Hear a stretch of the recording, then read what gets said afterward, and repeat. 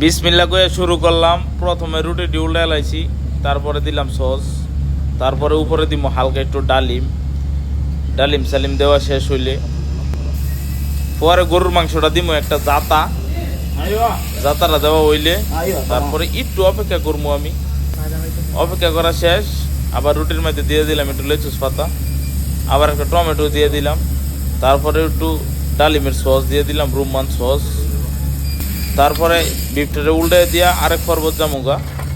এখন দিলাম আলু, ফ্রেঞ্চ ফ্রাইস, একটু চিজ সস দিলাম, তারপর একটু রান সস দিলাম, তারপর একটু স্পেশাল সস দিয়ে দিলাম উপরে। কাস্টমারটা বাঙালি, একটু স্পাইসি দিলাম, মিয়া করে খাইবো। হ্যাঁ, তারপরে একটু ভাজা পেঁয়াজ দিলাম, টেস্টটা বেশি মিয়া হইব।